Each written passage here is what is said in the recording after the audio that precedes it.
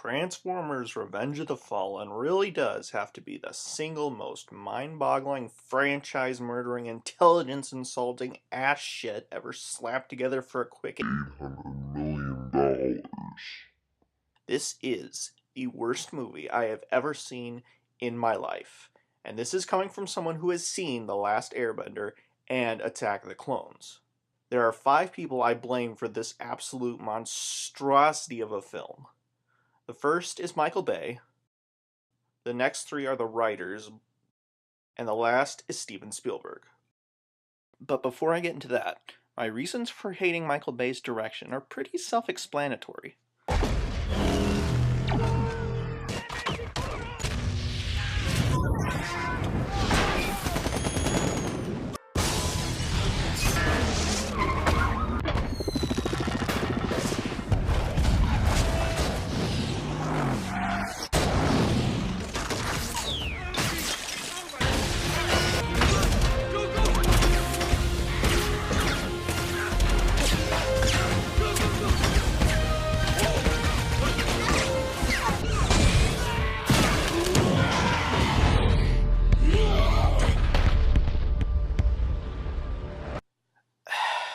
You know, if I wanted to see a bunch of explosions, I'd go see a goddamn fireworks show. Now I know this is an action movie and all, but I just kind of equate this to a stupid heavy metal rock concert. Gotta keep the audience interested with flashy lights and loud sounds so they don't see how bad your actual material is. You know, if we thought Michael blew stuff up on the first one, we knew he was going to go for, swing for the fences on this one, and sure enough he did. The man just comes off as a cocky, explosion-loving, creepy sex pervert. You're f***ed. Like, you're f***ed. Your movie's done. I don't have a face anymore. We're finished. As far as the writers go, well, fuck you guys. It's like they just pulled a bunch of shitty ideas out of a hat and dumped them into the story. This movie is honestly that random. Mojo, no dominating Frankie. Get the hell off the couch, you filthy beast. At the end of the day, it doesn't matter how good the direction is, the acting, or even the producing. If your story sucks balls, your movie's gonna be a flop. As for you, Steven Spielberg, get whatever's lodged up in your ass out of there and produce movies for good writers and directors. You have the power to work with anyone you want to. Why the fuck hell do you keep choosing these? Oh. This all, of course, leads us back to Transformers 2. You got shitty writers backed by a shitty director backed by a relatively shitty-ass producer. Add all that up, and what do you get? That is one big pile of shit. So what exactly is this film about? Well, for all you assholes out there that don't want me to say it doesn't matter what it's about, I'll try my best to explain what I think this clusterfuck actually is.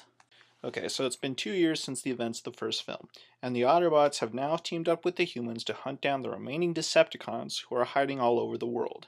At the same time, Sam has been getting ready to go to college. On the day he's actually supposed to leave, he finds a piece of the cube from the first movie left on his shirt. The piece soon activates and imprints stuff in Sam's mind, and then makes a lot of his kitchen appliances come to life and attack him. Bumblebee destroys them, and then Sam gives the cube piece to his girlfriend.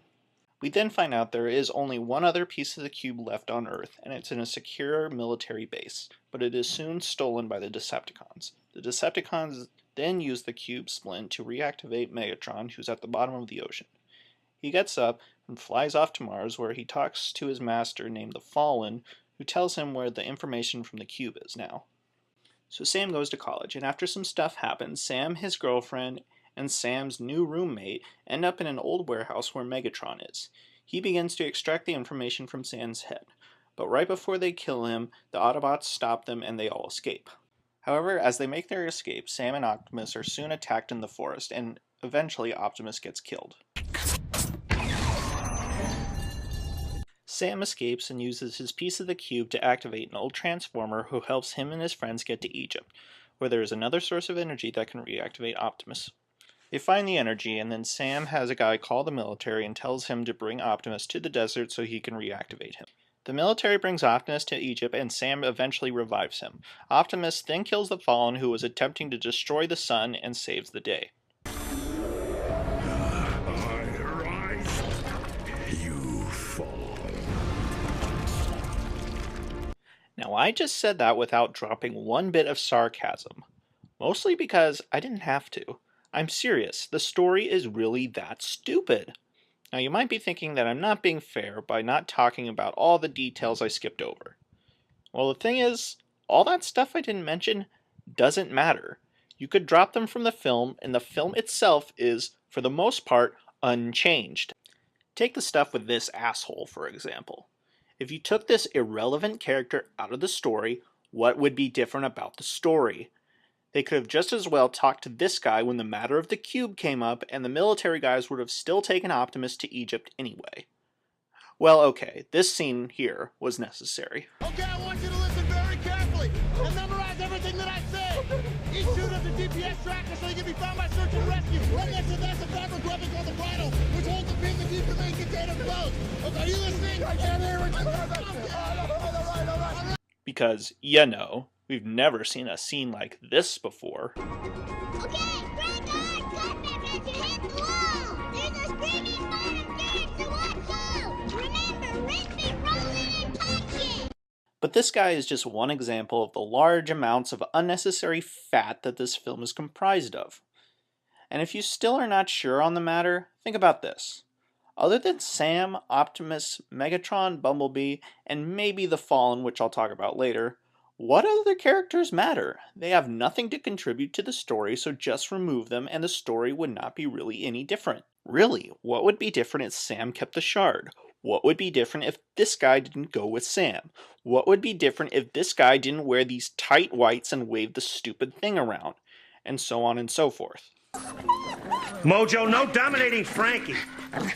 Now, what I find most interesting about this film is that other than Megatron coming back to life, what is the difference between the beginning of this movie and the end?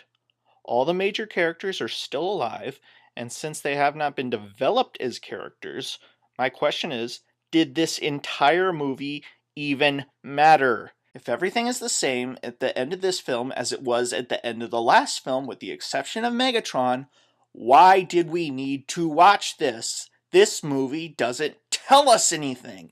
I have the same problem with that Harry Potter movie, The Deathly Hallows Part 1. It's just people sitting around places, occasionally interrupted by a pointless action sequence that doesn't amount to anything.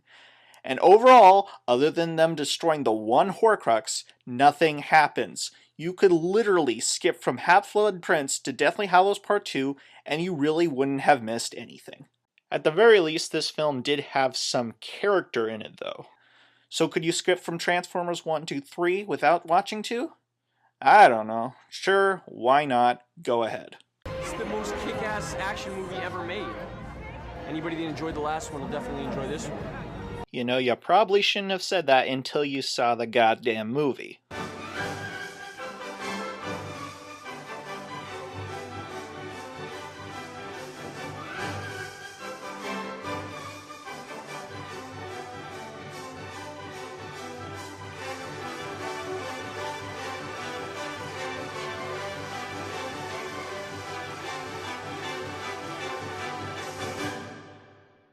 But don't worry, there were some people who worked on the film that actually liked the film, like the location manager. Where I would just want to go outside and shoot myself afterwards because I was so frustrated. Hey, you and me both, pal. Especially at the thought of Michael Bay running away with all that money. Really, that's so sad.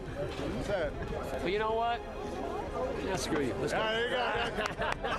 The guy needs to learn to shut up before someone gets really, really pissed off and fries his ass up into bacon. Anybody? Anybody? No? Yeah, okay, whatever.